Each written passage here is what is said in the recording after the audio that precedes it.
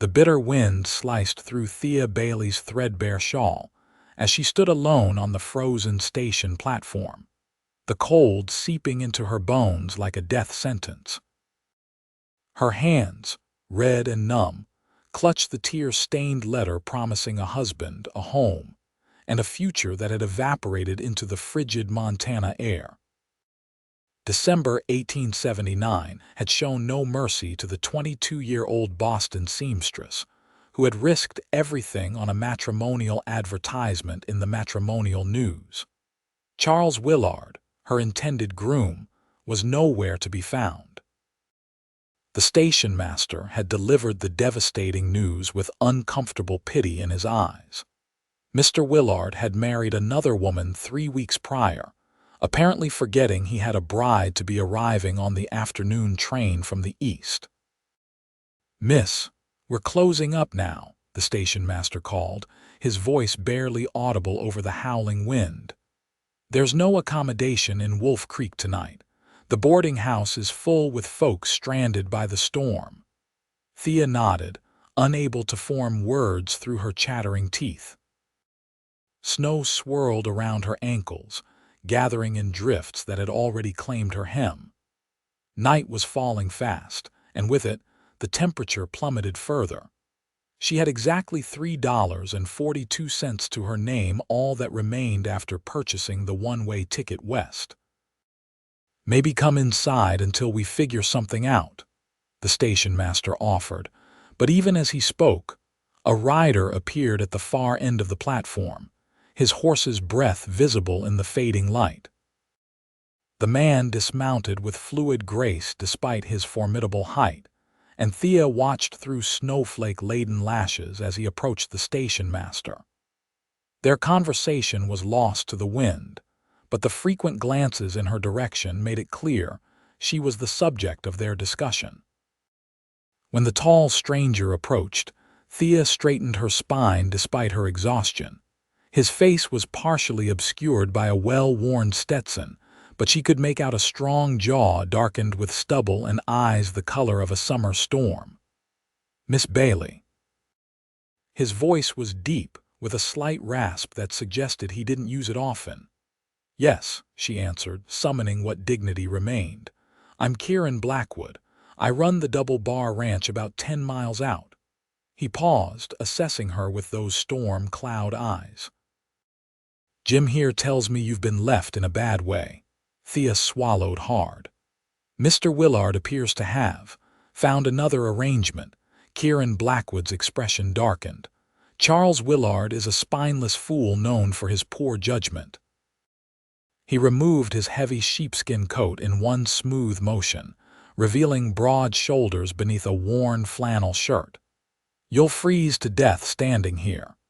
Before she could protest, he wrapped the coat around her shoulders. The warmth was immediate and overwhelming, carrying the scent of leather, pine, and horses. "I can't take your coat," she protested weakly. "You can and you will." His tone brooked no argument. "My sister Rebecca runs the household at Double Bar. We've got a spare room. You can stay until you sort out your situation." Thea hesitated, her mother's warnings about strange men echoing in her mind. Yet the alternative was a night in the killing cold. "I wouldn't suggest it if there were another option, Miss Bailey," Kieran added, seeming to read her thoughts. "But this storm's getting worse, and Wolf Creek's not a town where a woman should be without protection." The station master nodded emphatically. "Mr. Blackwood's offer is your best hope, miss. He's a good man, despite what some might say. His sister's a proper lady, too." Thea's numbed fingers clutched the coat tighter. "What do some say about you, Mr. Blackwood?" A ghost of a smile touched his lips. "That I'm about as friendly as a wounded bear and twice as dangerous, but never that I'm dishonorable." Something in his direct gaze convinced her. Or perhaps it was simply survival instinct. "I accept your offer with gratitude, Mr. Blackwood." Kieran nodded once, then retrieved her trunk and carpet bag, securing them to his horse with practiced efficiency. "Can you ride, Miss Bailey?" "I've never had occasion to learn," she admitted. Without further discussion, he lifted her onto the horse as if she weighed nothing, then mounted behind her in one fluid motion. His arm came around her waist, solid and secure. "Hold tight to the saddle horn," he instructed, his breath warm against her ear. "Storm's only going to get worse before we reach Double Bar." As they rode away from the station into the gathering darkness, Thea Bailey realized she had placed her life in the hands of a complete stranger. But nestled in the warmth of Kieran Blackwood's coat, with his steady presence at her back, she felt something she hadn't expected to find in the Montana Territory safety. The journey to Double Bar Ranch was a blur of stinging snow and bitter cold. Though wrapped in Kieran's substantial coat, Thea's skirts offered little protection against the elements. By the time the shadowy outline of buildings appeared through the snowfall, she was shivering uncontrollably. "Almost there," Kieran's voice rumbled close to her ear. His arm tightened around her waist, pulling her more securely against his chest. The solid warmth of him was all that kept her from succumbing to the cold. The horse's pace quickened as they approached a large two-story house, light spilling from several windows. As they drew closer, the front door burst open, and a woman rushed onto the porch, lantern held high. "Kieran, thank God!" The woman's voice carried over the storm's howl. "I was about to send Jonas out after you." "Got delayed in town," Kieran replied as he guided the horse to a stop. "We have a guest, Becca." Only then did the woman notice Thea. Her surprise was evident even through the swirling snow. Kieran dismounted first, then reached up to help Thea down. Her legs buckled as her feet touched the ground, and he caught her easily, keeping a steadying arm around her waist.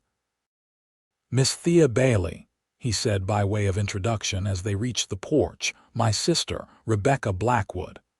Rebecca's expression shifted from surprise to concern as she took in Thea's condition. "You're half frozen. Come in quickly." The warmth of the house enveloped Thea like an embrace as they entered. A large stone fireplace dominated the living area, its flames casting dancing shadows across comfortable, if somewhat worn, furnishings. "Charles Willard left her stranded at the station," Kieran explained tersely as he removed his hat. Without the shadow of its brim, Thea could see his features clearly for the first time.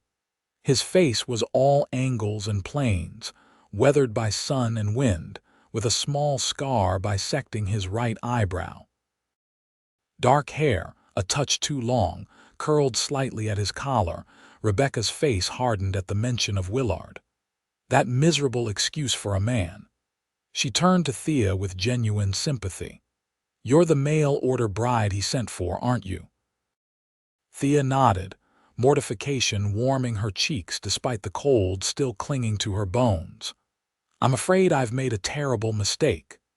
"The mistake was Willard's," Kieran said firmly. "No decent man abandons a woman he's promised to marry, especially not in this weather." "Absolutely," Rebecca agreed, taking Thea's frozen hands in her warm ones. "Now let's get you out of these wet clothes before you catch your death. I'll draw a hot bath and find you something dry to wear." "I don't wish to impose," Thea began. "Nonsense," Rebecca interrupted kindly. "Any woman unfortunate enough to answer one of Charles Willard's advertisements deserves better than she got. You'll stay with us until you decide what you want to do next." As Rebecca led her toward the stairs, Thea glanced back at Kieran. He stood by the fire, his expression unreadable as he watched them go. When their eyes met, he gave her a slight nod, as if sealing the promise his sister had made.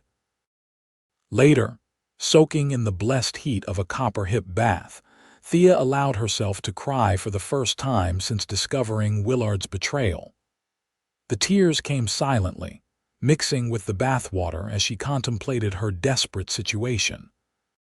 She had sold nearly everything she owned to purchase her ticket west, believing Willard's promises of a comfortable home and respectable marriage. Now she was destitute in a strange territory, dependent on the kindness of strangers. A soft knock at the door interrupted her thoughts. "I've brought you some clean clothes," Rebecca called. "They'll be a bit large, but they're warm." Thea quickly wiped her eyes. "Thank you. I'll be just a moment." The clothes, a flannel nightgown, woolen stockings, and a thick robe were indeed oversized but wonderfully warm. When Thea emerged from the bathing room, Rebecca was waiting to show her to a small but cozy bedroom.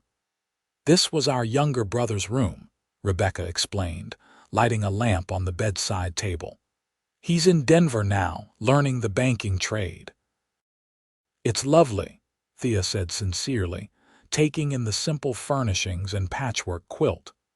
"I can't thank you and your brother enough for your kindness."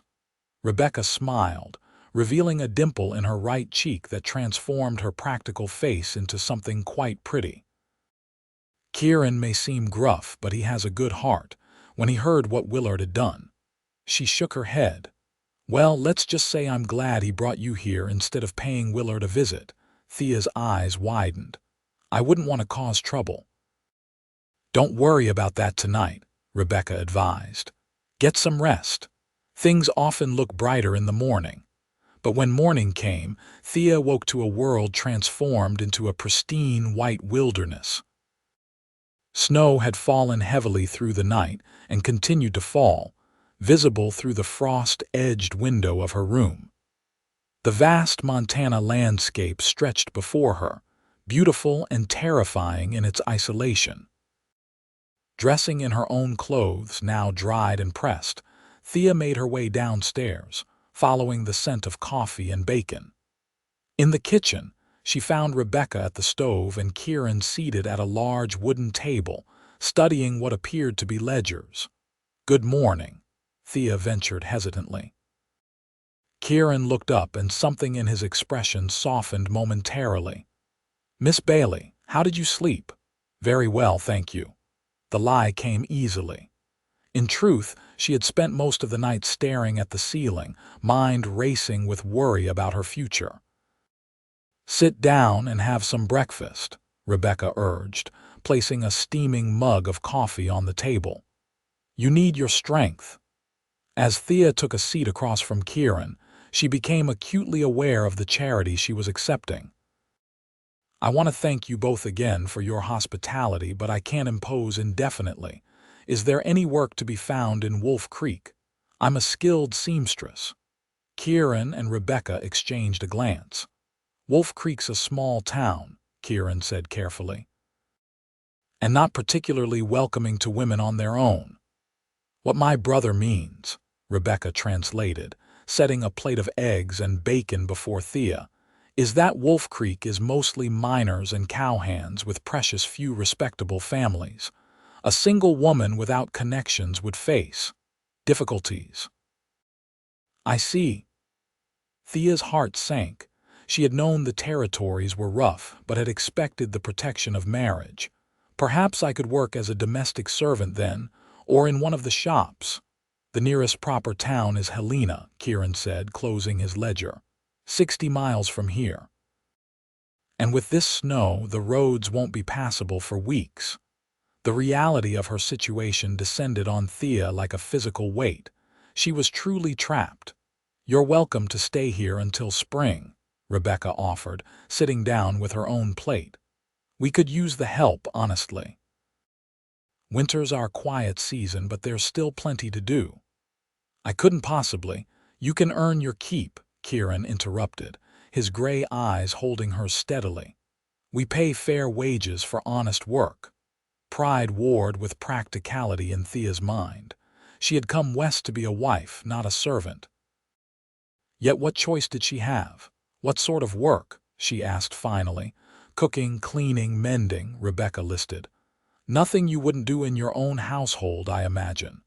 "Do you accept?" Kieran asked directly, his gaze unwavering. Thea lifted her chin. "Yes, Mr. Blackwood, I accept." The barest hint of a smile touched his lips. "Good, and it's Kieran. Mr. Blackwood makes me look for my father. Then you must call me Thea, she replied, matching his directness. Something passed between them in that moment, not quite understanding, but perhaps a mutual recognition of the other's strength. Whatever it was, it settled around Thea like a second coat, warming her from within in a way that had nothing to do with the fire crackling in the kitchen hearth. The days that followed established a rhythm to life at Double Bar Ranch. Thea rose early, helping Rebecca prepare breakfast for Kieran and the 3 ranch hands who lived in the bunkhouse. The men would eat quickly before heading out to care for the cattle, struggling to survive the harsh winter in sheltered valleys. During the days, Thea assisted Rebecca with household chores, churning butter, baking bread, preserving the last of the autumn's bounty. She discovered that while the Blackwoods lived simply, their home lacked nothing in comfort or necessities. The ranch, she learned, was prosperous by territory standards, with a growing herd of cattle and several fine horses. In the evenings, they gathered in the living room. Rebecca often read aloud from one of the many books that filled the shelves, while Kieran carved intricate wooden figures with skilled hands. Occasionally, he would ride out after dinner to check the cattle, returning with snow crusted in his dark hair and his expression grimmer than when he'd left. Thea learned from Rebecca that the Blackwoods had come to Montana Territory 10 years earlier, when Kieran was 20 and Rebecca just 16. Their parents had died of influenza during the journey west, leaving Kieran to raise his younger siblings and build the ranch from nothing. "He's never had time for his own life," Rebecca confided one afternoon as they mended shirts.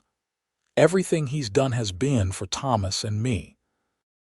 "He seems content," Thea observed, thinking of Kieran's quiet presence in the evenings, the rare but transformative smile that sometimes appeared when his sister teased him. Rebecca's needle paused. "Content, perhaps, but not happy. Not really." The statement lingered in Thea's mind as the days passed. She found herself watching Kieran more closely, noticing the weight of responsibility he carried in the set of his broad shoulders, the moments when weariness showed in the lines around his eyes. 2 weeks into her stay, a blizzard descended on the ranch, confining everyone indoors.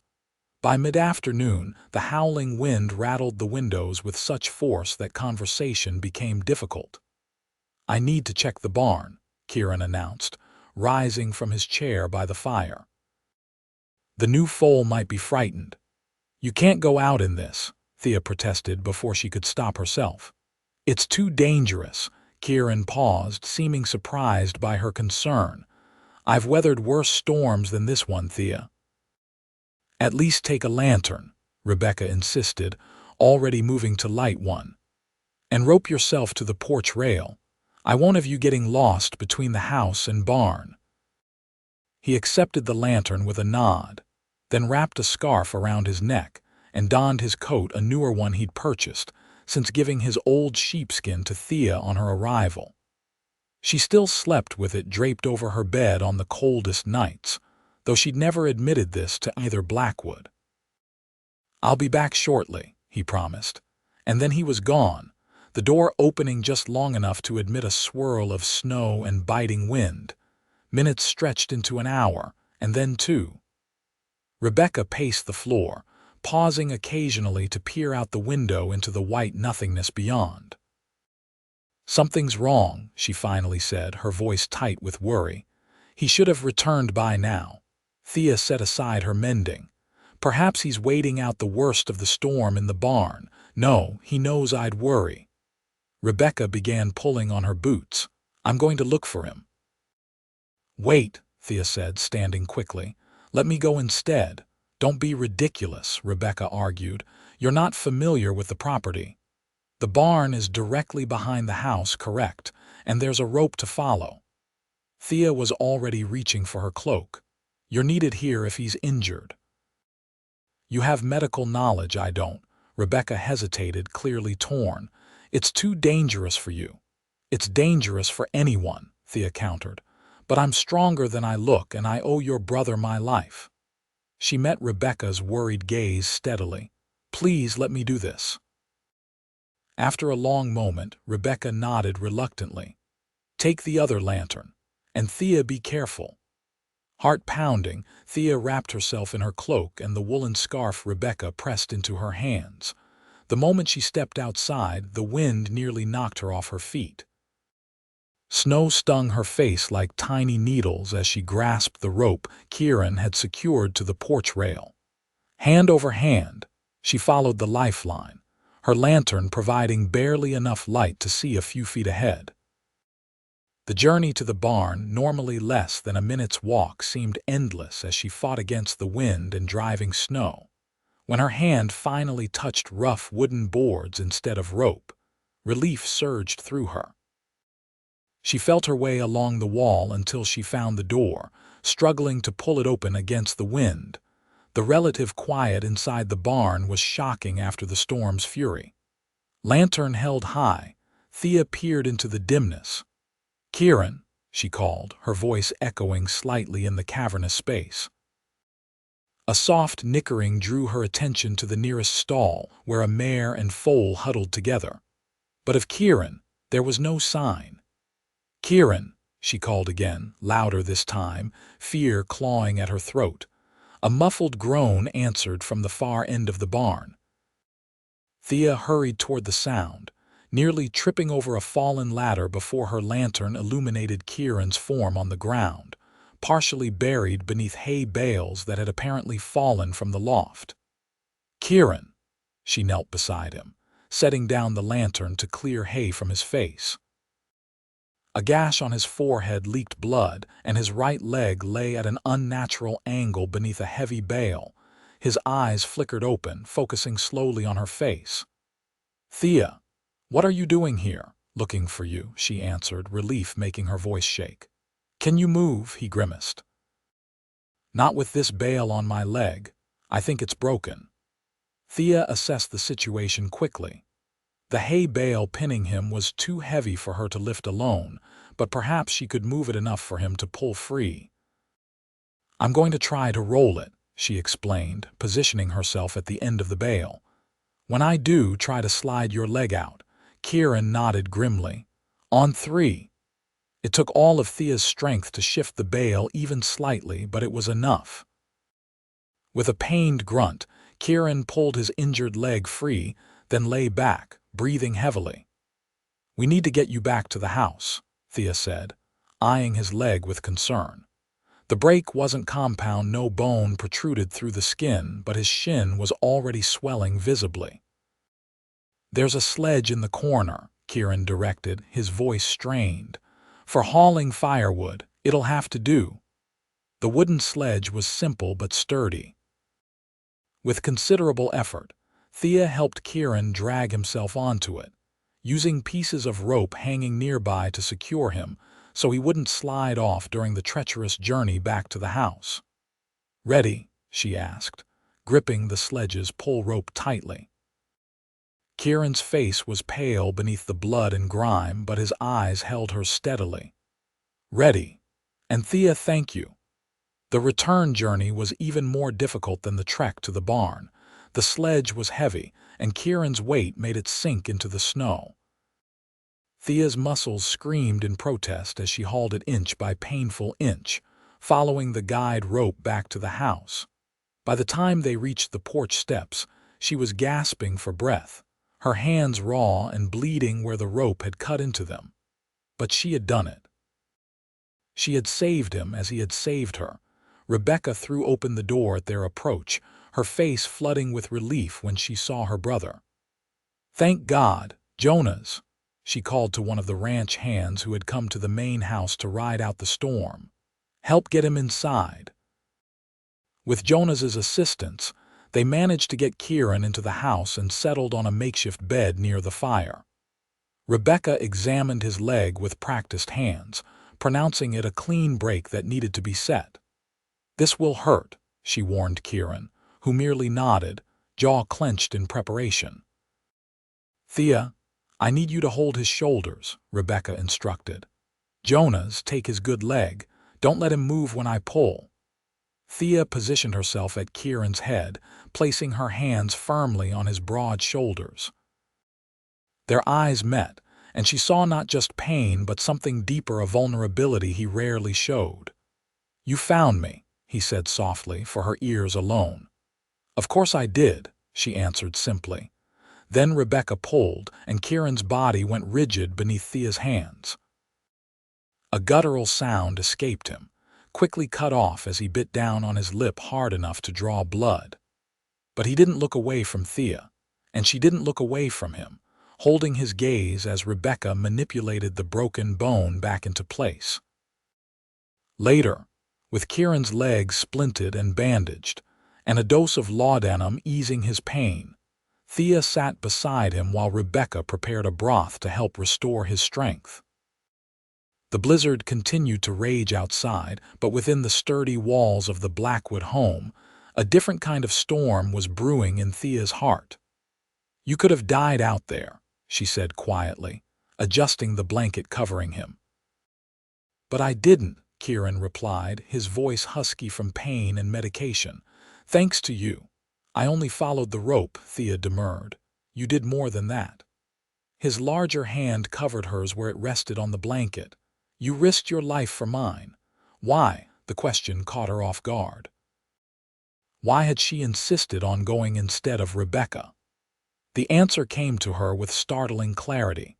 Because I couldn't bear the thought of losing you, she admitted, the words spilling out before she could reconsider them. Kieran's eyes darkened, and his fingers tightened around hers. Thea, here's the broth, Rebecca announced, entering with a steaming mug. She paused, taking in their joined hands and the intensity of their expressions. A knowing smile touched her lips. Perhaps I should come back later. No, Thea said quickly, pulling her hand free and rising from her chair.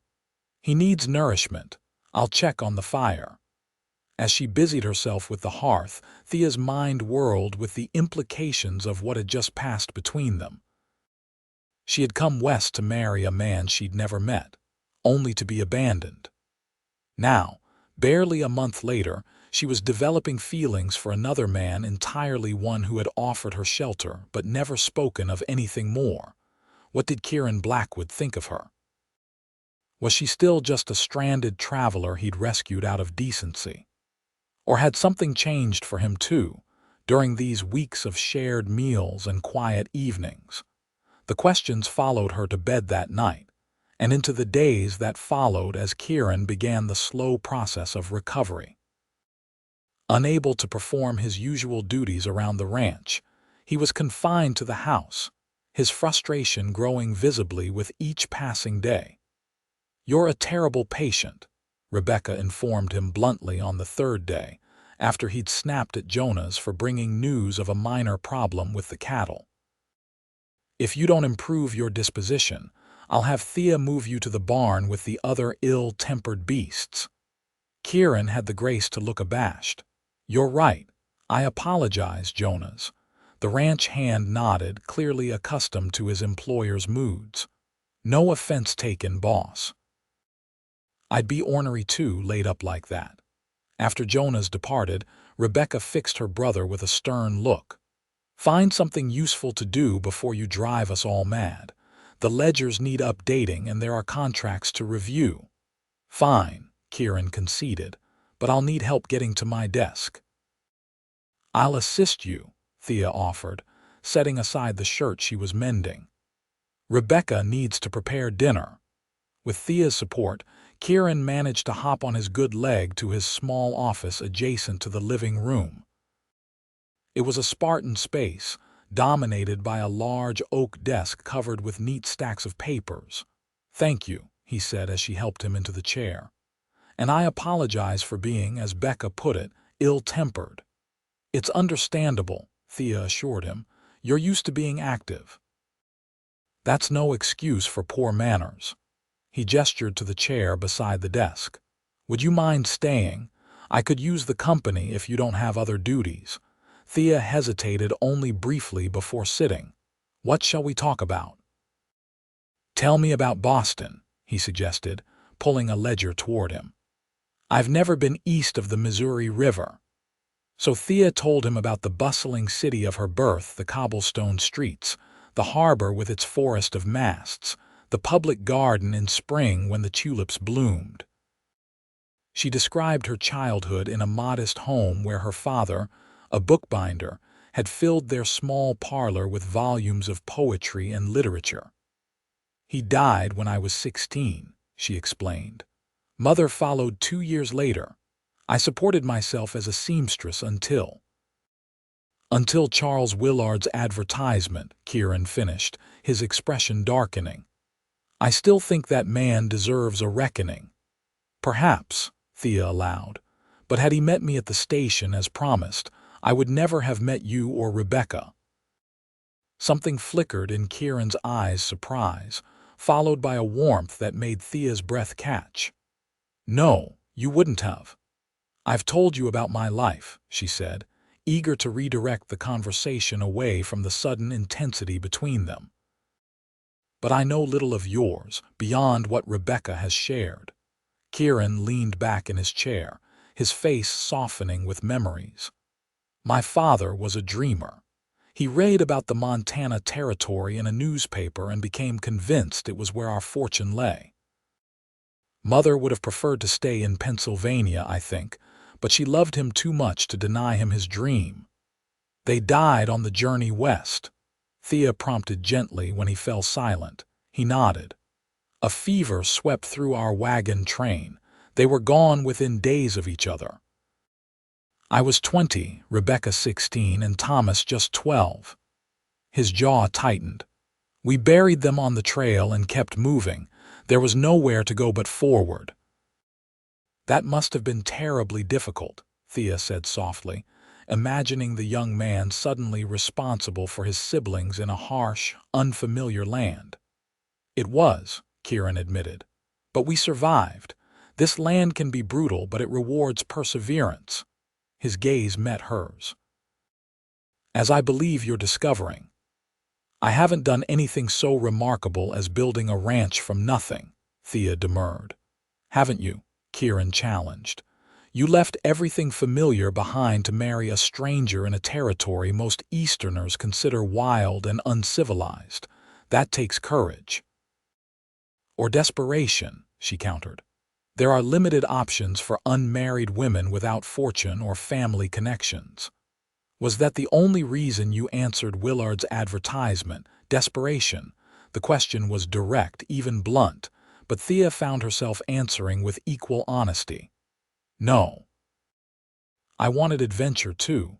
A different life than the one mapped out for me in Boston. She smiled ruefully. I certainly found that. Do you regret coming west? Kieran asked, his expression unreadable.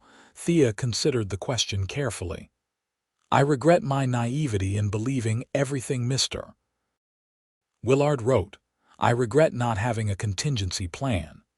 She looked directly into Kieran's gray eyes. But no, I don't regret coming west. The moment stretched between them, filled with unspoken possibilities. Then Kieran cleared his throat and returned his attention to the ledger. I should let you work, Thea said, rising from her chair. Stay, Kieran said quickly, then tempered his tone. If you'd like to, you could read while I finish these accounts. Thea hesitated, then nodded. I'd like that. This became their routine over the following days. Thea would help Kieran to his office after breakfast, then remain with him, sometimes reading, sometimes mending, but always in companionable silence broken by occasional conversation. She learned more about ranching than she'd ever expected to know, as Kieran often explained entries in his ledgers or asked her opinion on supply orders. 2 weeks after Kieran's accident, the weather finally broke. The sun emerged, brilliant against the endless blue Montana sky, melting the snow-covered landscape into a glistening wonderland. Spring's coming early this year, Rebecca observed as they sat at breakfast. The pass to Helena might be clear by the end of March instead of April. The statement, innocent as it was, fell like a stone into the peaceful routine Thea had established. She had almost forgotten that her presence at Double Bar was temporary a refuge until travel became possible again.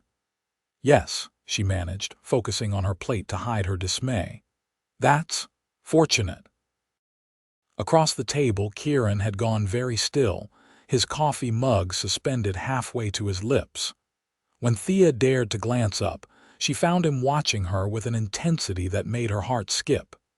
"Excuse me," she murmured, rising abruptly. "I need to check on the bread." In the kitchen, Thea braced her hands against the counter, taking deep breaths to calm her racing pulse. She had known all along that spring would come, bringing with it decisions about her future. Why did the prospect suddenly fill her with such dread? The answer was simple, yet terrifying in its implications.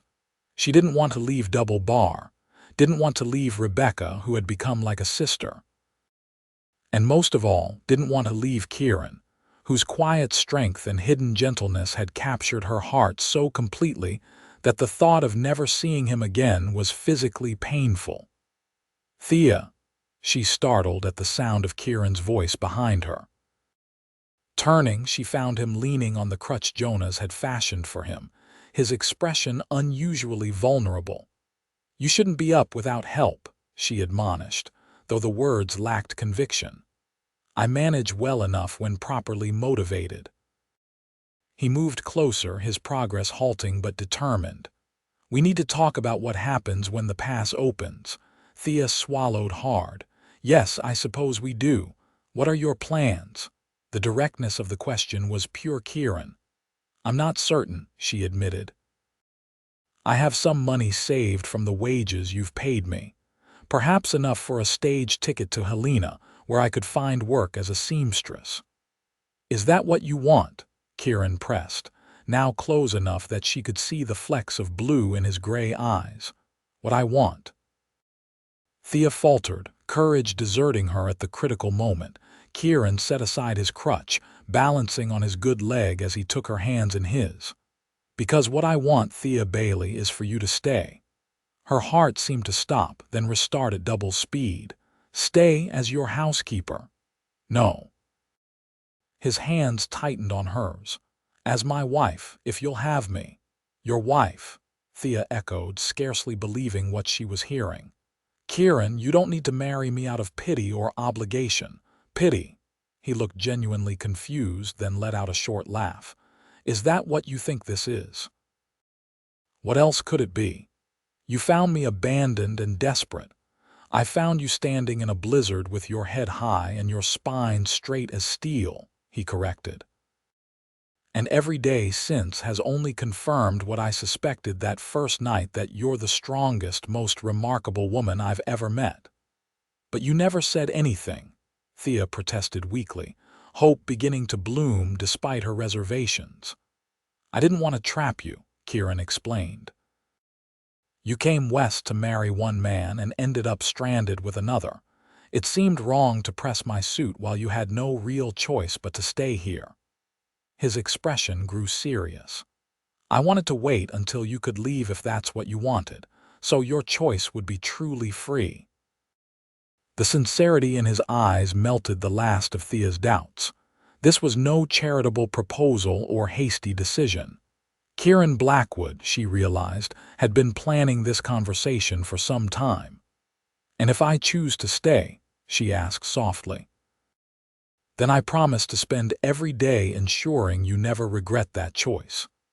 He released one of her hands to touch her cheek gently. "I love you, Thea. I think I started falling the moment you asked what people say about me, with snow in your eyelashes and my coat drowning you." Thea felt tears welling in her eyes, but they were tears of joy.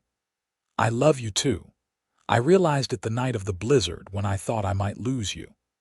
Kieran's smile transformed his face, erasing the habitual seriousness and revealing the young man who had once dreamed alongside his father.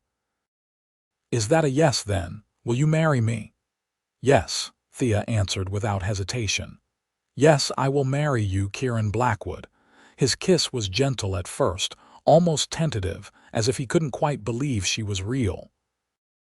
Then, as Thea responded with all the love she'd kept hidden for weeks, it deepened into something that promised a lifetime of passion and partnership. They broke apart at the sound of applause from the doorway. Rebecca stood there, beaming with satisfaction. "It's about time. I was beginning to think I'd have to lock you two in the root cellar until you admitted your feelings." "You knew?" Thea asked, blushing but not moving from the circle of Kieran's arms. "Everyone knew," Rebecca laughed. "Even Jonas and the boys have been placing bets on when Kieran would finally speak up." "Is nothing private on this ranch?" Kieran grumbled, though his eyes still shone with happiness. "Not when you look at each other like love-struck calves," Rebecca teased. She crossed the kitchen to embrace them both. "I couldn't be happier. You're already a sister to me, Thea. Now it will just be official." Spring arrived in earnest over the following weeks. The snow retreated, revealing tender green shoots and early wildflowers. Kieran's leg healed steadily, allowing him to resume most of his duties around the ranch, though Thea noticed he delegated more tasks to Jonas than he had before his injury. "I'm learning to ask for help," he explained when she commented on the change. "Some lessons come at a high price, but they're worth learning nonetheless." They were married on the first truly warm day in April, in the small church in Wolf Creek. The entire town turned out for the ceremony, curious to see the mail-order bride who had been abandoned by one man only to marry another. Charles Willard made an appearance at the back of the church, his face florid with embarrassment when he recognized Thea. She acknowledged him with a serene nod, feeling nothing but gratitude for his faithlessness. Had he kept his promise, she would never have found her true home or her true love. Reverend Hayes, a kindly man with rheumy eyes and a voice that carried surprisingly well, performed the ceremony with evident pleasure.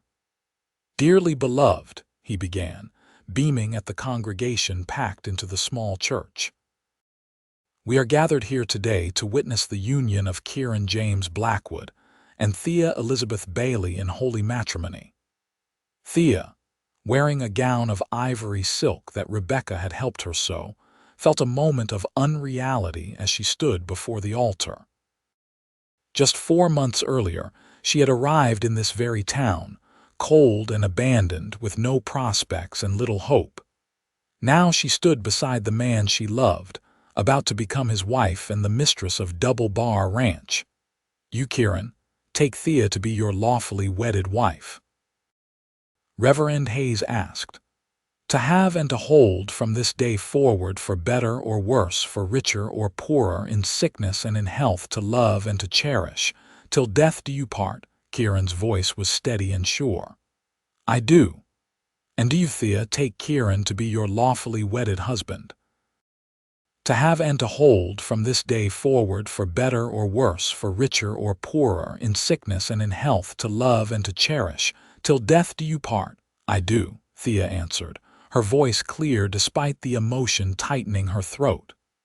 "The rings, please," Reverend Hayes prompted. Rebecca stepped forward, handing Thea a simple gold band for Kieran. Jonas, standing as Kieran's best man, provided the matching ring for Thea. As they exchanged rings and vows, Thea caught sight of Charles Willard slipping out the back of the church.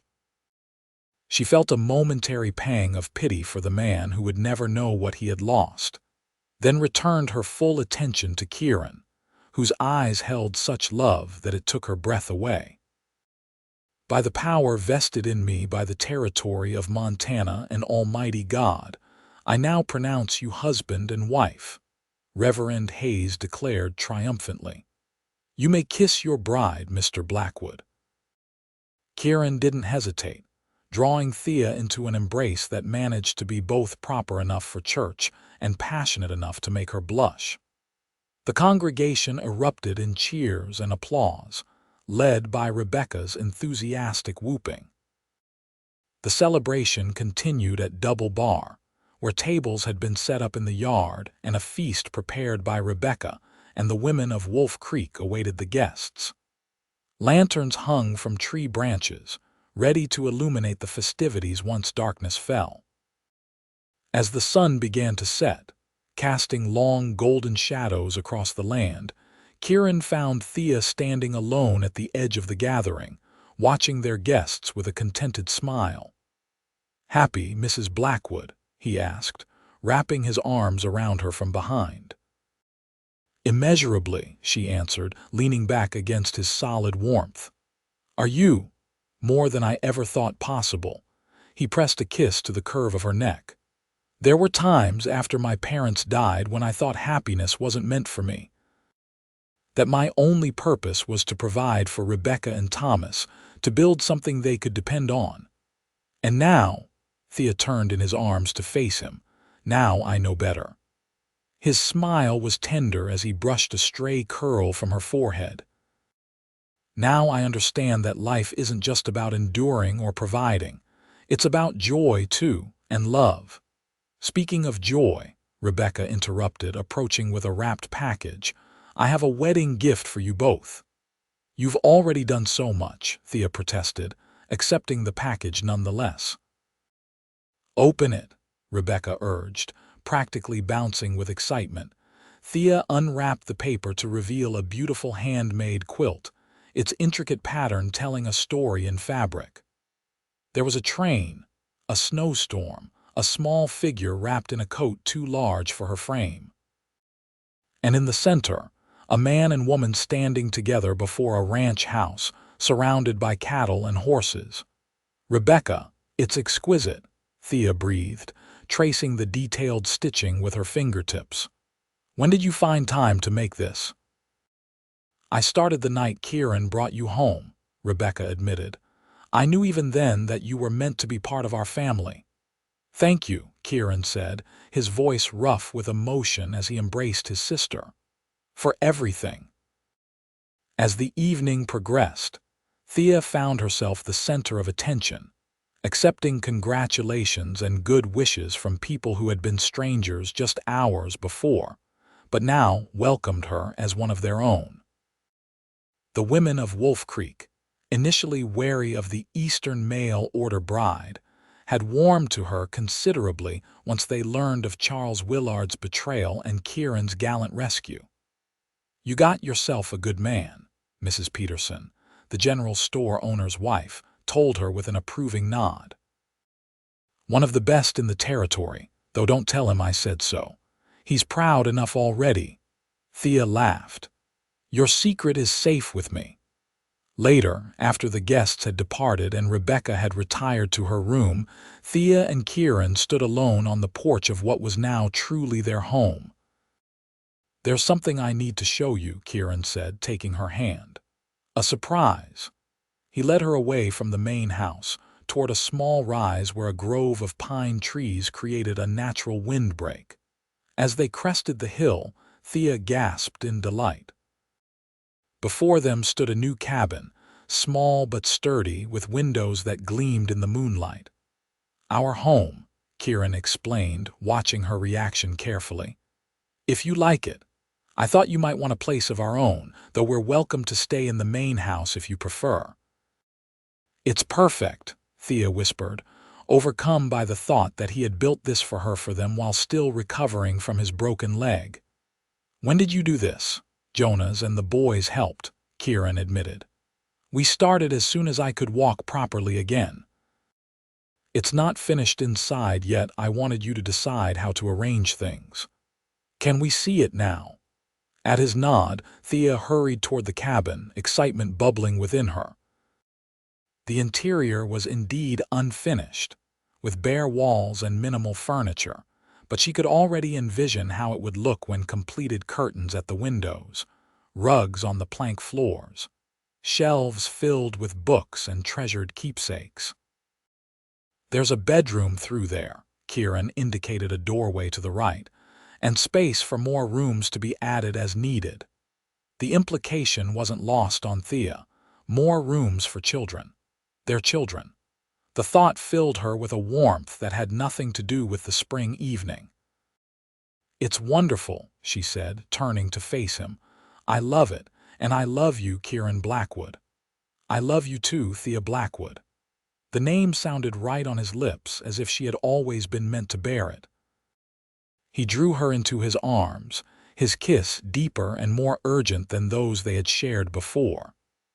This was different, a promise of the night to come, of the life they would build together in this house, on this land.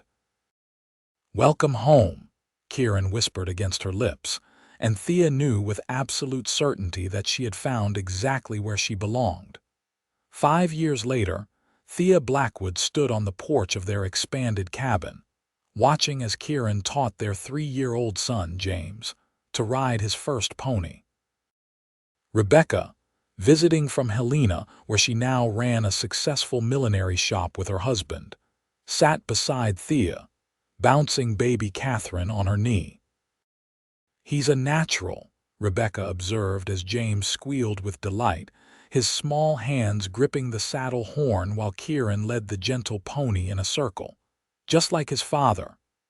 "And just as stubborn," Thea agreed fondly.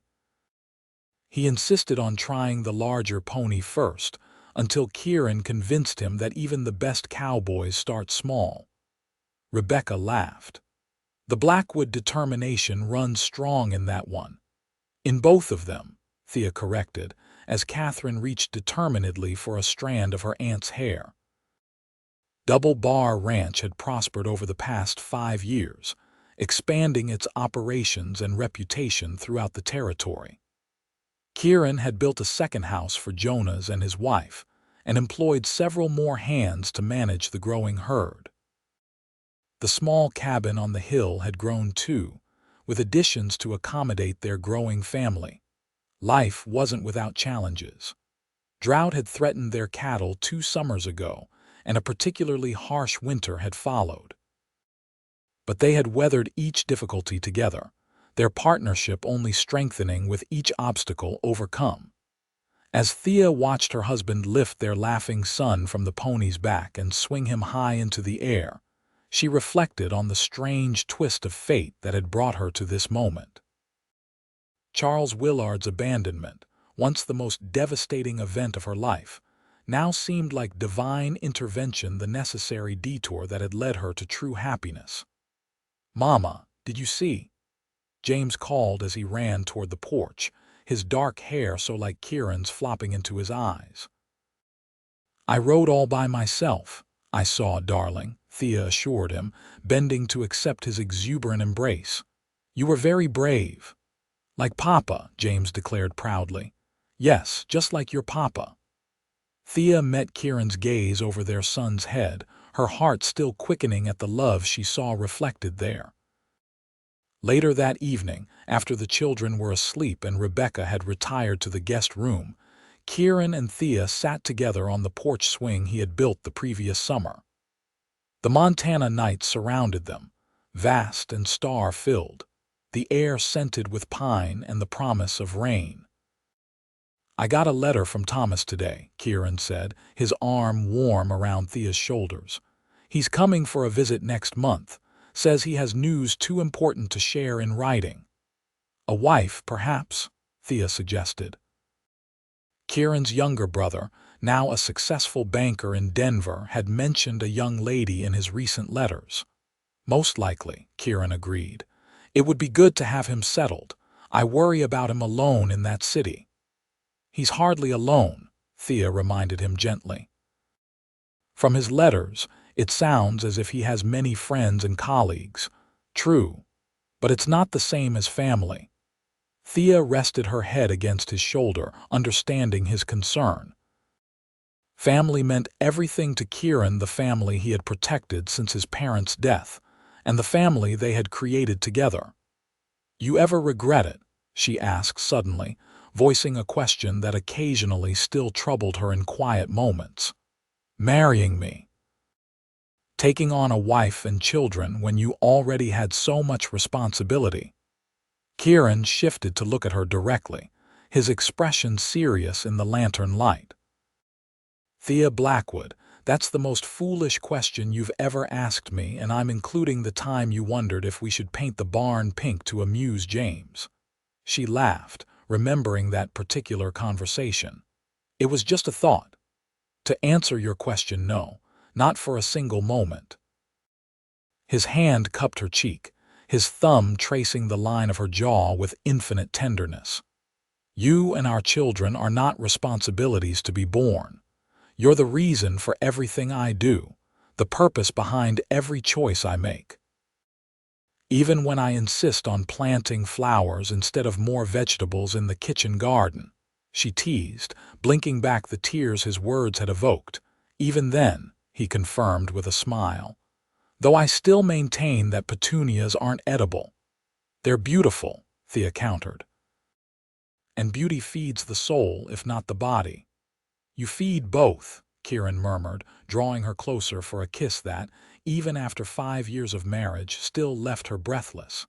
"And I thank God every day for the storm that brought you to my door." "As do I," Thea whispered against his lips. "As do I." As they sat together beneath the Montana stars, Thea reflected on the journey that had led her to this moment. She had come west seeking a husband and a home, never imagining the depth of love and belonging she would find. The mail-order bride abandoned in the snow had found not just shelter, but a love as vast as the Montana sky and as enduring as the mountains that cradled their valley. In Kieran's arms, wrapped in his coat that first night and in his love every day since, Thea Blackwood had found her true destiny. And it was more beautiful than anything she could have imagined.